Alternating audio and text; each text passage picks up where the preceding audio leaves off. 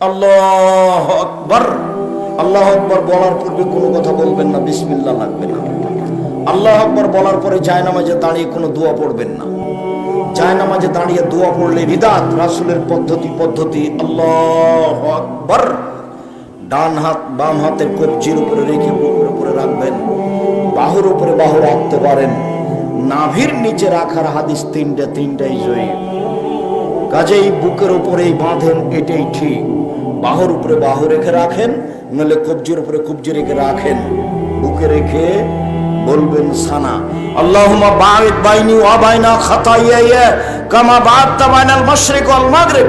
হে আল্লাহ, আল্লাহুম্মা, হে আল্লাহ, তুমি আমার পাপকে ধুয়ে দাও, আমাকে আর আমার পাপের মধ্যে অত দূরত্ব করে দাও। পূর্ব পশ্চিমকে তুমি যত দূরত্বে রেখেছো, পূর্ব থেকে পশ্চিম লক্ষ কোটি কিলোমিটার দূরে, আমার থেকে আমার পাপকে এত দূরে করে দাও। আল্লাহুম্মা নাক্কিনি মিনাল খাতায়া কামা ইয়ানাক্কা ফাবুল আবিজু মিনাদ দানাস। আমার পাপকে ধুয়ে দাও যেভাবে সাদা কাপড়কে ময়লা থেকে ধুয়ে পরিষ্কার করা হয়।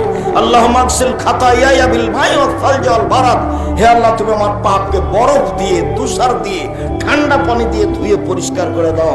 এটার নাম সানা। আল্লাহু আকবার বলে সবাই এটা পড়ার চেষ্টা করবেন।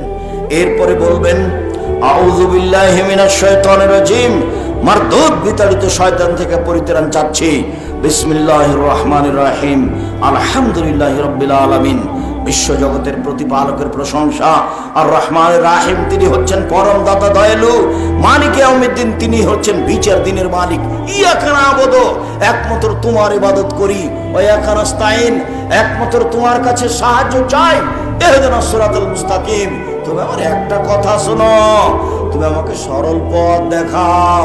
তুমি আমার একটা কথা শোনো, অমুক বলে এই দলে আসো, অমুক বলে এই দলে আসো, আমি কোন দলে যাই? তুমি আমাকে সোজা পথ দেখাও। সিরাতাল্লাযিনা আনআমতা আলাইহিম, যেই পথের উপর তুমি দয়া অনুগ্রহ করেছো সেই পথ দেখাও। গায়রিল মাগযুবি আলাইহিম ওয়ালাদ দাল্লিন, ইহুদিদের পথ দেখায়ও না, খ্রিস্টানদের পথ দেখায়ও না, ভ্রান্ত যারা ওদের পথ দেখায়ও না, অভিশপ্ত যারা তাদের পথ দেখায়ও না। আমিন। দীর্ঘ সময় ধরে তোমার দরবারে যেই বিনয়ের সাথে অন্তর থেকে প্রার্থনা করলাম, সেটা তুমি কবুল করো। এরপরে যদি সূরার প্রথম হয় তাহলে বিসমিল্লাহ, আর যদি সূরার প্রথম না হয় তাহলে কিছুই বলতে হবে। আর এমনি যখন কোরআন তেলাওয়াত শুরু করবেন, সূরার যদি প্রথমে হয় তাহলে আউযু বিল্লাহ বিসমিল্লাহ, আর যদি সূরার মধ্যেও হয় কোনো জায়গাতে তাহলে শুধু আউযু বিল্লাহ। বিসমিল্লাহির রহমানির রহিম। পরম দাতা দয়ালু, আরম্ভ করলাম যে কোনো একটি সূরা। কুল আল্লাহু আহাদ। হে নবী, আপনি বলুন আল্লাহু একক, আল্লাহু সামাদ, আল্লাহ নিরপেক্ষ, মুখাপেক্ষীহীন। লাম ইয়ালিদ, তিনি কাউকে জন্ম দেননি। ওয়ালাম ইউলাদ, তিনি কারো থেকে জন্ম নেননি। ওয়ালাম ইয়াকুল্লাহু কুফুওয়ান আহাদ, তার সমকক্ষ কেউ নেই। এ বলে আল্লাহু আকবার। হাত দুটি আবার এই পর্যন্ত উঠাবেন, কাঁধ সামনাসামনি, আঙ্গুলগুলি জমা জমা থাকাই ভালো। এই পর্যন্ত উঠিয়ে হাত এ পর্যন্ত উঠে রুকুতে চলেন। রুকুতে যাওয়ার পূর্বে আপনার সাথে জরুরি কিছু কথা। একবারে হাত দুটা রডের মতো সোজা হয়ে থাকবে, আপনি, আপনার স্ত্রী, আপনার বোন, সবারই। আর কোমর থেকে সামনের ওজন হাতের উপরে থাকবে, আঙ্গুল খোলা খোলা থাকবে, হাঁটু চেপে ধরে থাকবেন। মাথা উঁচুও হবে না, মাথা নিচুও হবে না। পিঠের লম্বা হাতটা একবারে সোজা হয়ে থাকবে, রডের মতো হয়ে। মাথা এইভাবে সোজা হয়ে থাকবে। আপনি বলবেন সুবহান রাব্বিয়াল আযীম। উঁচু আল্লাহর পবিত্রতা বর্ণনা করছি একাধিকবার, 3 বার, 5 বার, 10 বার, একটাও বর্ণনা ঠিক নাই, যে যা পারে বলবেন। সুবহুন কুদ্দুসুন রব্বুল মালায়েকাতুর রূহ, তুমি পাক, তুমি পবিত্র, তুমি ফেরেশতার প্রতিপালক, তুমি জিবরাইলের প্রতিপালক।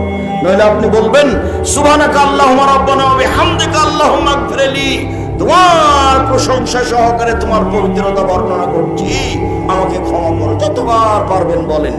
এরপরে বলেন সামি আল্লাহু লিমান হামিদা। এই পর্যন্ত হাত উঠে বলবেন আল্লাহ ওই লোকের প্রশংসা শুনলো যে তার প্রশংসা করলো, বরকতময় তার প্রশংসা, মঙ্গলময় তার প্রশংসা, অনেক তার প্রশংসা। মিনাস সামাওয়াতি, আকাশ পরিমাণ প্রশংসা, মিনাল আরজ, জমিন পরিমাণ প্রশংসা, মিলাবা বাইনাহুমা, আকাশ জমিনের যে মধ্যে যে ফাঁকা রয়েছে এই পরিমাণ প্রশংসা। এরা মাসে তামিন শাহিন বাদো, এরপরে যা চাও তাই, এরপরে যা চাও তাই, যত প্রশংসা চাও তত তোমার প্রশংসা। দাঁড়িয়ে দাঁড়িয়ে বলার পরে হাত রুকু থেকে উঠে ছেড়ে দেন, এভাবে উঠে রাখবেন না, বুকে বাঁধবেন না। রুকু থেকে উঠলে সব হাড়ের মাথাকে কোথায় যেতে হবে? স্ব স্থানে, নিজ নিজ স্থানে যেতে হবে। আমি এখন এভাবে ধরে আছি, নিজ স্থানে যাবে কি? ফাঁকা থেকে গেছে। আর যদি ছেড়ে দিই, স্ব স্থানে গেছে।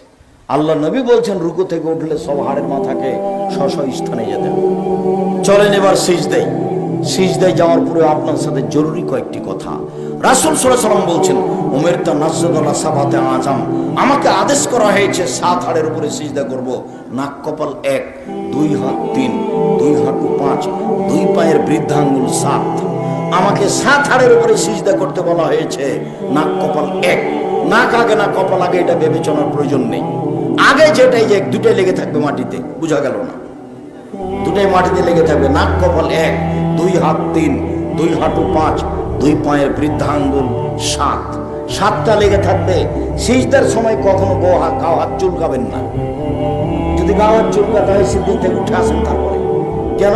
সিজদার সময় যদি গাও চুলকাতে যান 1 হাত দিয়ে, তাহলে এখন কয়টা মাটিতে লেগে আছে? 6টা। আদেশের উল্টা হয়ে গেছে।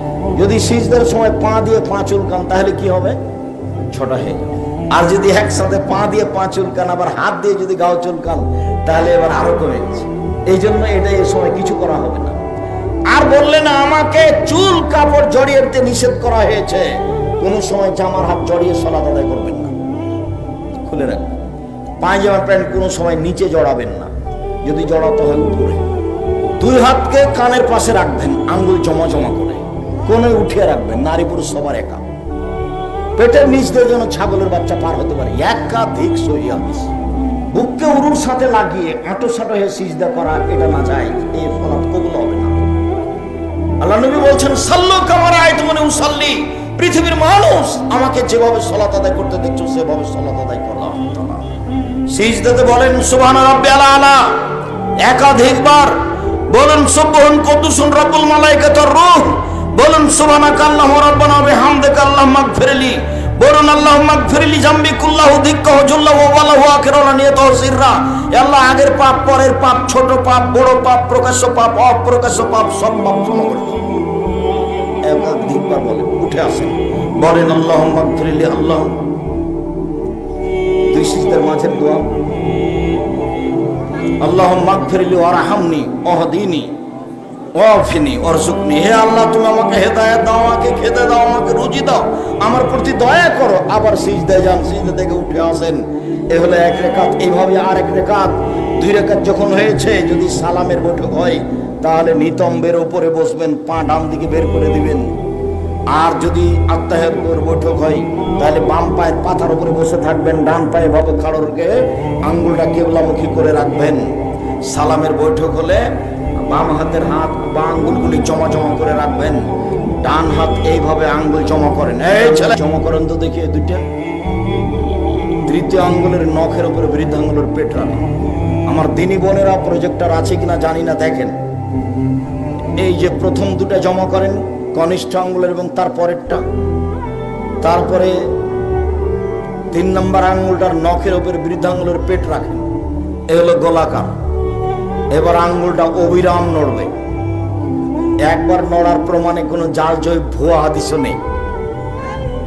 অবিরাম নড়বে। নড়া মানে শয়তানকে আঘাত করা।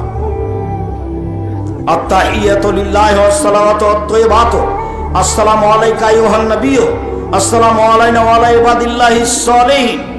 সমস্ত ইবাদত আল্লাহর জন্য। নবীর উপরে শান্তি অবতীর্ণ হোক, আমাদের উপরে শান্তির নিরাপত্তা অবতীর্ণ হোক। আশহাদু আল্লা ইলাহা ইল্লাল্লাহ, সাক্ষ্য দিচ্ছি আল্লাহ ছাড়া কোনো মাবুদ নাই।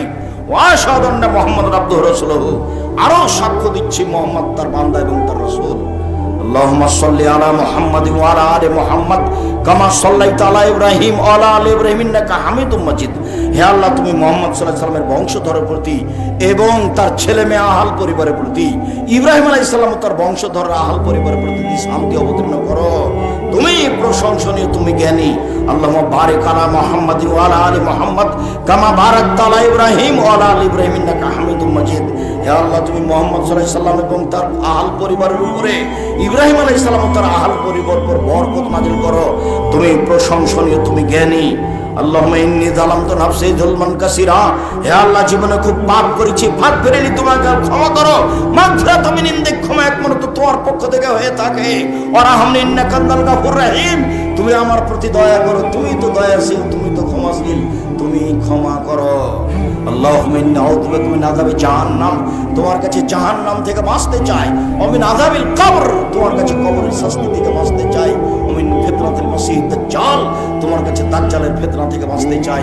ওয়া আউযু বিকা মিনাল মাসাম ওয়াল মাগরাম, ওয়া আউযু বিকা মিনাল মাহিয়াতিল মামাত, তোমার কাছে বাঁচতে চাই ইহকালের ফিতনা, তোমার কাছে বাঁচতে চাই পরকালের ফিতনা হতে, তোমার কাছে বাঁচতে চাই বড় পাপ হতে, তোমার কাছে বাঁচতে চাই ঋণ কর্য হতে, তোমার কাছে বাঁচতে চাই ঋণ কর্য হতে, তোমার কাছে বাঁচতে চাই বড় পাপ হতে। এরপরে আরো যা দোয়া আছে, আমার একটা পরামর্শ আছে, রব্বির হামহুমা কামা রাব্বায়ানি সাগীরা, এটা বলবেন, তারপরে সালাম ফিরবেন। আরো কিছু মুখস্থ থাকলে বলবেন। আল্লাহর সামনে দিন রাত ঋণ থেকে বাঁচতে চাইতেন। এরপরে যা হবে তা জিকির। প্রিয় আব্দুর রাজ্জাক বিন সাহেব আমাদের যেভাবে রাসূলের পদ্ধতিতে সালাত আদায় করা শেখালেন, আমরা যেন সকলে এইভাবে যেন 5 ওয়াক্ত নামাজ জামাতের সাথে পড়তে পারি। আল্লাহ আমাদের সেই তৌফিক দান করুক, আমিন।